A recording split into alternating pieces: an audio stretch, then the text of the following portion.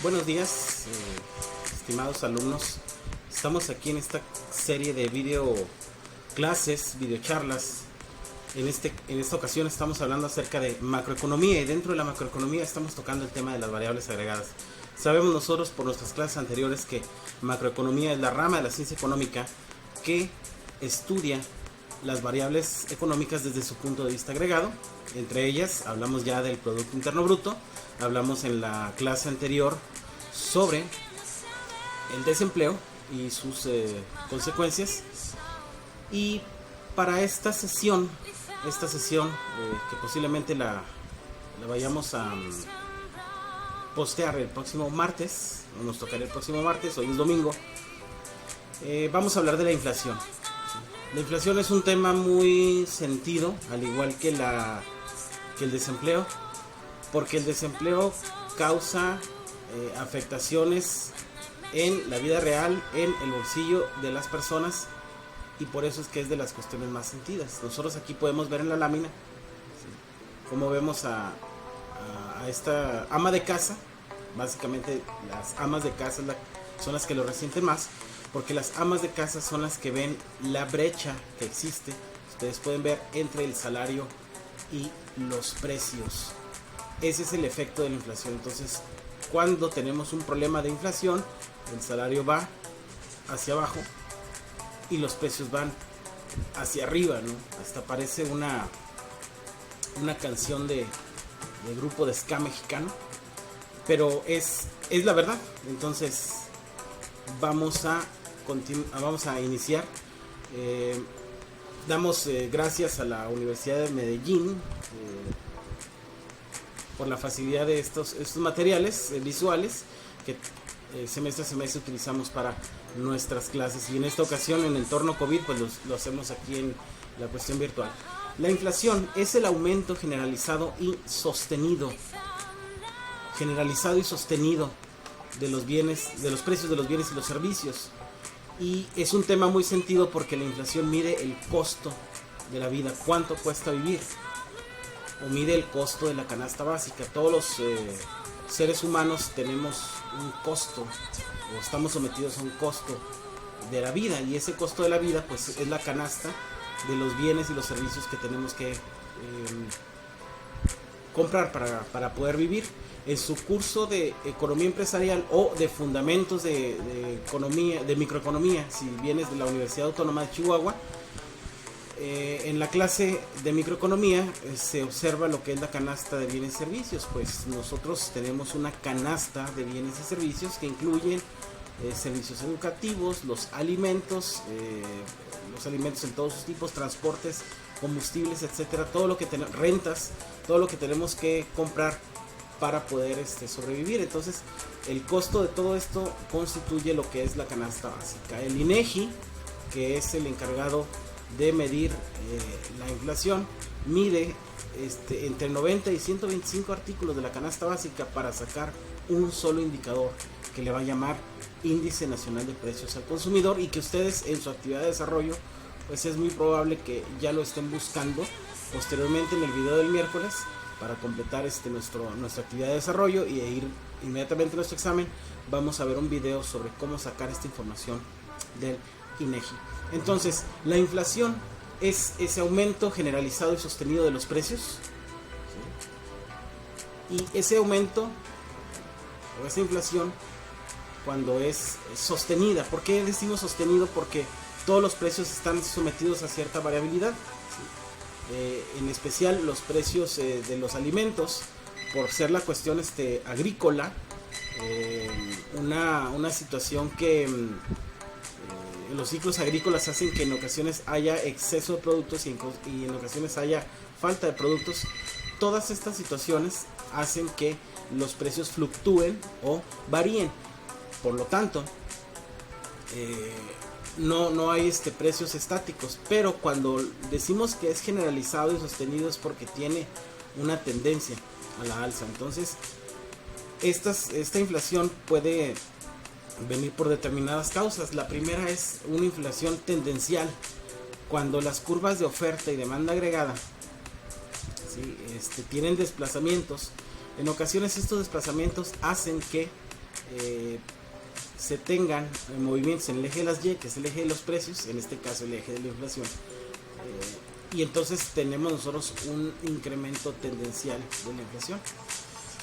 Otra de las situaciones por las cuales hay inflación es inflación causada por la demanda, ¿sí? Y esto se debe a que el consumo, dice ahí la lámina, crece a mayor velocidad que la producción, es decir, se demanda más producto o se demandan más productos de lo que está creciendo. O cuando hay disminuciones en las producciones de las empresas, de los países, existe inflación. Cuando hay disminuciones en el PIB, pues hay presiones de la inflación. ¿Por qué? Porque los productos empiezan a escasear y entonces el efecto agregado de todo esto pues hace que los precios tiendan a subir. Y finalmente tenemos la inflación derivada de los costos o el aumento de los precios derivado de los costos. Esto es porque los recursos productivos, tierra, trabajo y capital, se utilizan de una manera inadecuada, y entonces al utilizarse de una manera inadecuada hacen que el costo se le traslade del que produce al que consume, y ahí tenemos la subutilización de los recursos de los recursos productivos o de los factores de la producción. Bien, ¿cómo se calcula la inflación? Bueno, la inflación tiene dos índices.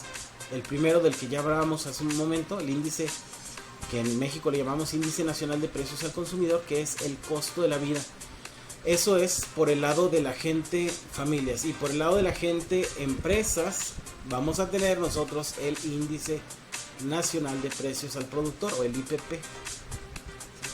El IPP nos mide los costos de producción, y entonces de los precios al productor pues va a estar la mano de obra, va a estar los costos derivados de el financiamiento, el capital y todos aquellos insumos que se utilizan para la producción. Entonces en Globo se analizan y se reducen a un solo índice, a un solo porcentaje, para poder configurar un solo indicador. Entonces, estas dos situaciones, el costo de la vida y los costos de producción, son la manera en la cual se calcula la inflación. Bien, ¿cómo se calcula? ¿Cuáles son los indicadores o las métricas? Pues la inflación se va a calcular a través de una tasa o porcentaje de inflación. Entonces, este porcentaje de inflación va a ser el cambio porcentual de los precios. Aquí tenemos nosotros nuestra fórmula. La tasa de inflación es igual al índice de precios al consumidor del año base menos el índice de precios al consumidor de un periodo anterior. Este subíndice T-1 quiere decir que es un periodo anterior de la medición entre el índice de precios al consumidor del periodo anterior. Todo esto multiplicado, bueno, aquí le faltó un paréntesis a la fórmula, todo esto multiplicado por 100 para dejarlo en términos de porcentaje. Esto se ve complicado así a primera instancia, pero no es, básicamente la comparación de un estadio con el anterior. Es exactamente como ustedes medían las elasticidades en la unidad número 2 de economía empresarial, o en la materia fundamentos de economía en la universidad. Entonces, la tasa de inflación mide el cambio porcentual de los precios. ¿Qué cosas constituye la canasta familiar o esta cesta de bienes y servicios? Pues estos son los más importantes, que son los más importantes en cualquier país, dado que somos humanos. Los alimentos, en primer lugar, porque son cuestiones vitales. La vivienda, el vestuario, servicios de salud, servicios de educación. En este momento nosotros a nivel a distancia, y por esta contingencia COVID, estamos dando los servicios de educación a distancia y la gente los consume. También tenemos los servicios de diversión, esparcimiento y cultura, los transportes, las comunicaciones y en fin, otros gastos. Y van desde el más importante, que es el vital, hasta los más innecesarios, por así decirlo, pero que de alguna manera se consumen y están dentro de esta canasta de bienes y servicios. En el caso mexicano, nosotros, como les comentaba al principio de la charla, INEGI va a hacer un registro entre 90 y 125 productos distintos de la canasta básica y los mide en 33 ciudades principales del país. Y entonces, en función de los precios en esas 33 ciudades del país, es como saca un índice que es nacional. Por eso es que nosotros es diferente, como está aquí la notación colombiana, el de nosotros es un índice nacional de precio al consumidor, así se le llama en su versión mexicana. ¿Cuáles son los tipos de inflación? Bueno, pues los tipos de inflación tenemos las hiperinflaciones, que son tasas de 4 dígitos o más. Sus efectos son desastrosos. No existe salario que resista el peso de una hiperinflación. En historia económica, ¿verdad?, todos conocemos el ejemplo alemán, donde las hiperinflaciones de los años 20 del siglo pasado, hace 100 años precisamente, donde las personas se les pagaban carretadas y carretadas de dinero, y ese dinero, al subir rápidamente los precios, perdía su valor y no podían comprar. Entonces la gente, cuando le pagaban, inmediatamente salía a comprar los bienes y los servicios. Tenemos la inflación que se le denomina galopante aquí en medio, que son tasas de 2 o de 3 dígitos con distorsiones económicas severas. En estos momentos, países que han sufrido distorsiones económicas severas, pues tenemos el ejemplo venezolano, que todo el mundo, para asustarnos, nos juegan, ¿verdad?, con el tapete del muerto de Venezuela, porque es una realidad cuando las economías están sometidas a inflaciones galopantes, pues entonces la distorsión económica es muy fuerte, las empresas no pueden planear, las familias pierden su ingreso porque el dinero deja de valer, o los precios suben más alto de lo que los salarios lo están haciendo. Y finalmente tenemos inflaciones bajas, que son cambios lentos y predecibles, y al ser lentos y predecibles, pues se pueden instrumentar medidas de acción, que nosotros más tarde en el curso de macroeconomía pues vamos a ver las políticas fiscal y monetaria, en especial aquí la monetaria, que va tendiente a controlar la inflación. Y esas son tasas de un dígito que van, bueno, pues desde el 0% hasta el 9.9%. Es considerado una inflación baja. Bien, por aquí tenemos la curva de Phillips. Por ahí en los años 60, A.W. Phillips, un economista norteamericano que nació en 1914 y falleció en 1975, hizo un estudio sobre la relación entre el porcentaje de inflación y el porcentaje de desempleo, y él encontró una relación negativa. Por eso aquí podemos ver esta curva en rojo, es decir, cuando la inflación aumentaba, el desempleo tendía al cero. Cuando la inflación disminuía, el desempleo tendía a crecer. Entonces, estas dos variables que tenemos, inflación y desempleo, también de alguna manera las estudió con los incrementos salariales. Entonces, los incrementos salariales, cuando eran bajos, aumentaban el desempleo. Cuando los incrementos salariales eran altos, pues el desempleo cedía. Entonces existe menos presión de los trabajadores por el aumento salarial y más oposición empresarial por bajas utilidades en esta parte de la curva. Básicamente la curva de Phillips fue un estudio en Estados Unidos y tenía esta tendencia. Después vendrían otros estudios que indicarían que la relación no precisamente sería así. Por lo tanto, no, para abatir el desempleo no era muy buena idea dejar la inflación libre Y bueno, eso nosotros lo aprendimos como mundo en los años 60 y 70, cuando tenemos en los 60, perdón, los 70 y los 80, cuando tenemos toda el ascenso de las políticas de tipo neoclásico en el mundo, que estas políticas de tipo neoclásico, comenzando con Margaret Thatcher en Gran Bretaña o Reino Unido en principios de los 80, y también fue célebre el caso de Ronald Reagan también en los 80 en Estados Unidos. Fueron gobiernos de corte neoclásico. No quiero utilizar la palabra conservador para no irme muy 4T, pero esas políticas eran políticas de contención del gasto. ¿Por qué? Porque las políticas anteriores, en los 60s y los 70s, habían sido políticas de gasto y de dispendio, buscando precisamente o usando a Phillips como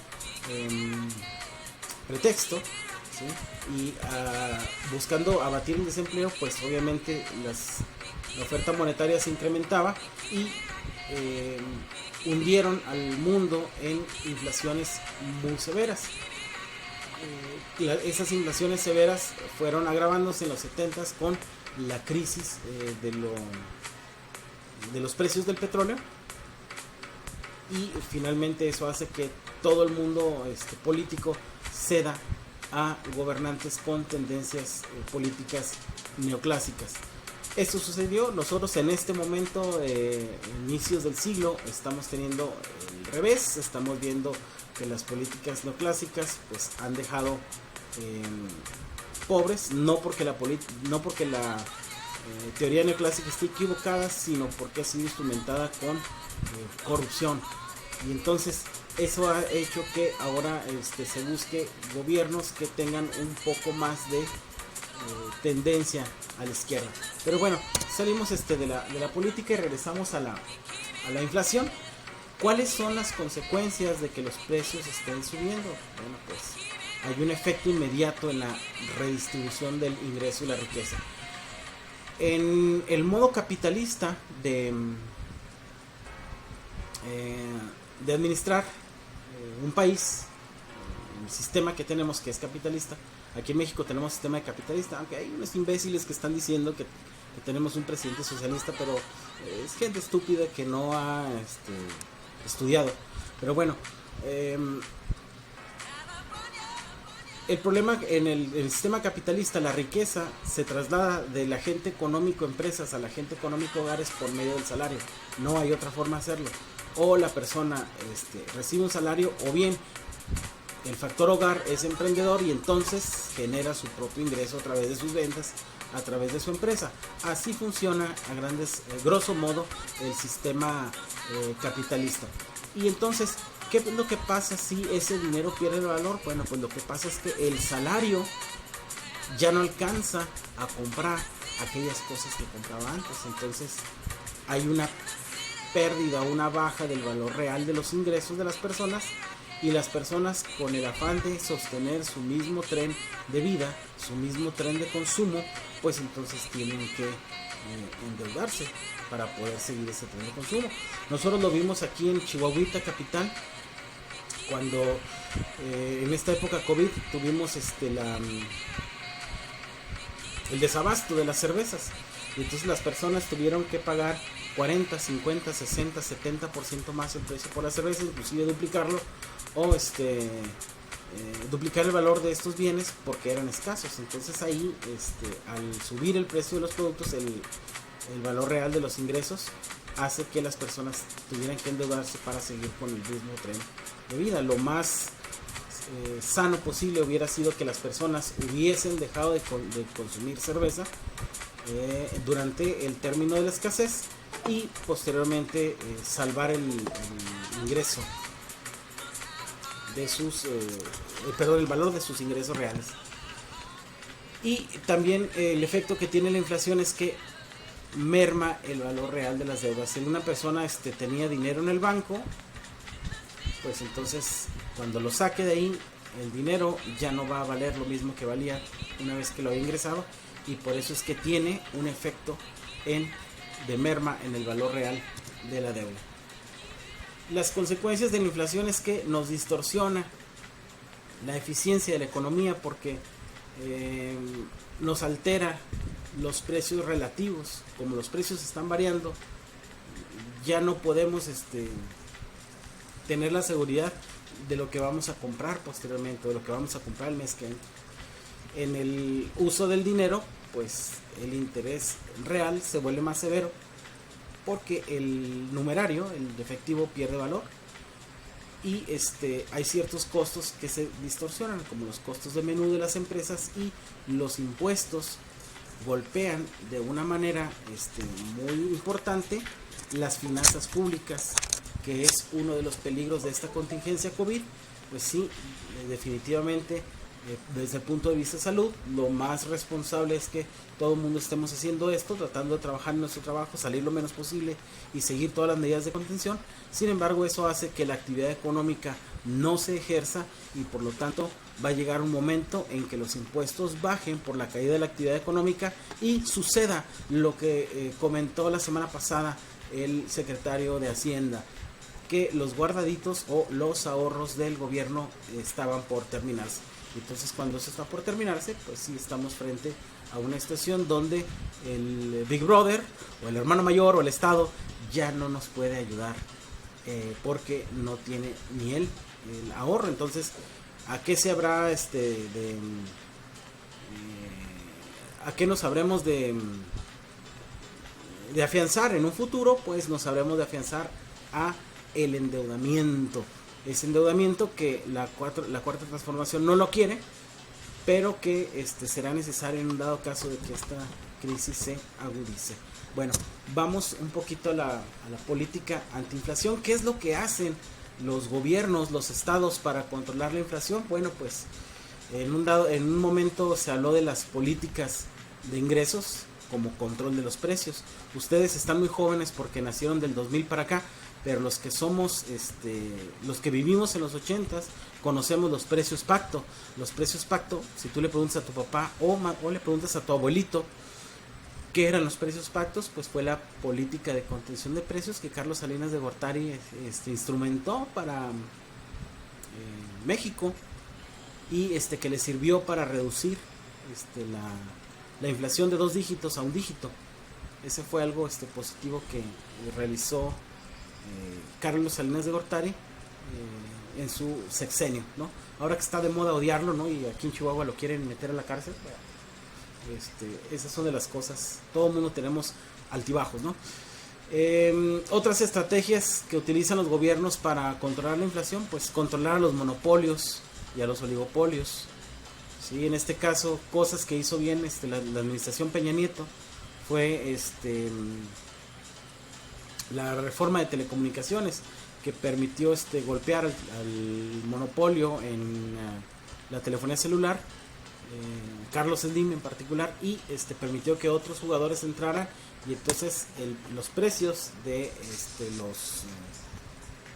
el tiempo aire de los celulares pues bajó, no para ser competitivo a nivel internacional, pero estos precios bajaron. Y luego existen las políticas de ingresos basadas en el sistema fiscal, es decir, recompensar o de alguna manera estimular a las empresas para estimular la producción. Las políticas fiscales expansivas, la disminución de los impuestos, puede aliviar a las empresas para que puedan producir más, y entonces al haber más productos en el mercado, pues entonces al ser libres los productos, su precio se ve presionado menos a la alta. Esa es la situación. Ahora, en el caso mexicano, vamos a salir de aquí de las láminas del profesor Arango. En el caso mexicano, la tasa de inflación la calcula el INEGI. Este es un material de la Universidad del posgrado, de la Universidad de Monterrey, posgrado en finanzas. Y aquí tenemos la misma fórmula que habíamos visto anteriormente en el video para el cálculo del índice de la tasa de desempleo abierta, tasa de inflación. Y tenemos a ver, el INPC año T menos el INPC del año o del periodo anterior entre el INPC del periodo anterior por 100. Aquí tenemos un ejemplo, ¿sí? Aquí tenemos un ejemplo de cómo se calcula la tasa de inflación. Tenemos el índice nacional de precios al consumidor en los años 80 y 90. Obviamente para ustedes pues ya es historia antigua. Nosotros que lo vivimos en nuestra niñez, vivimos todo el estrago, ¿no? Si nosotros tomamos como años el 80 y el 81, ¿sí?, vamos a tomar como índice nacional de precios al consumidor del año base, el año que estamos midiendo. En este caso tomamos punto 51, que es el año 81, y le restamos el punto 40, que es el anterior, entre el punto 40. Toda esta operación la vamos a multiplicar por 100 y eso nos va a dar el 27.5%. Quiere decir que del año 80 al 87 los precios subieron un 27.5%. Esos fueron los 80s, los terribles 80s. Si ustedes tienen una charla con sus abuelos, podrían ellos decirles qué vida tan dura vivimos en los 80s. Ahora la gente está acostumbrada a tasas de inflación de un dígito, tasas de inflación que van, creo que ahora estaba en 5 y fracción, y es la más alta de los últimos 10, y se quieren comer a la administración López Obrador por esa situación. Pero bueno, las tasas de interés están controladas. Históricamente, si nosotros hacemos este cálculo, que no lo vamos a hacer por cuestiones de hacer esto un video nada más, si hacemos la aritmética, vamos a tener esta curva de la tasa de inflación en México en los 80, ¿sí? Aquí tenemos que en el año 83 respecto al anterior se duplicaron los precios, es decir, subieron un 100.2% en promedio los precios. No sé si se alcance a apreciar. Y luego tenemos en el 87 un incremento de los precios, otra vez se volvieron a duplicar con respecto al anterior y tenemos un 131.83%. Esto fue lo que le cuesta la presidencia al PRI, ¿no? Entonces Carlos Salinas de Gortari tiene que llegar a robar, y por eso es que todo mundo odia a Carlos Salinas de Gortari, porque él tomó la presidencia haciendo trampa, y luego después aquí observamos cómo las políticas, siendo el economista, sus políticas de contención, los precios pactos y la contención de sueldos, de la espiral de sueldos y salarios, hace que la inflación se reduzca a cifras del 20%. Más adelante, aquí tenemos algo ya más actualizado, del 2002 al 2004, ya después de haber pasado las inflaciones el control que hizo de la economía el doctor Ernesto Zedillo en su periodo de 1994-2000, tenemos inflaciones que están oscilando entre el 4.77%, 4.30% o el 5% que tenemos actualmente, que son inflaciones muy muy controladas como las tenemos aquí. Por eso la gente le asustan diciendo vamos a volver al momento de López Portillo. No, el momento de López Portillo y ese tipo de delincuentes fue un momento en el cual el robo y el saqueo del país hicieron, junto con muchos otros aspectos, que se tuvieran estos niveles de inflación. Actualmente no los tenemos, y dado que la inflación la controla el Banco de México, y el Banco de México ya es un organismo autónomo, es decir, no lo controla el presidente de la República, está un poco más blindado de las decisiones políticas, y es por eso que es muy improbable que nosotros volvamos a esos niveles de inflación. Hasta ahí los tenemos la tasa de inflación en México, como la deja Ernesto Zedillo en un dígito, y las políticas ya con un Banco de México independiente del poder político. Aquí vemos su disminución. Bueno, aquí tenemos un comparativo con Argentina y algunos países sudamericanos, y con esto terminamos esta variable inflación. Entonces, como ustedes pueden observar, economía es importante porque economía es la única materia que te explica la vida. Economía es la única materia que te explica el día a día de lo que está sucediendo.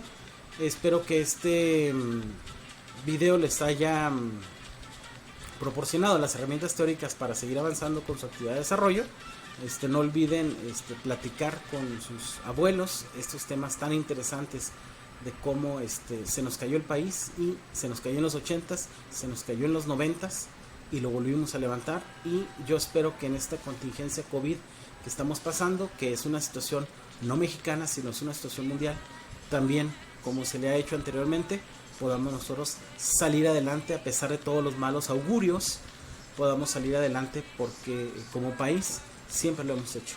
Entonces, pues un saludo para ustedes, bonito domingo para los que grabamos hoy, y si ustedes ven este video entre semana, un saludo para ustedes y nos vemos en la próxima sesión.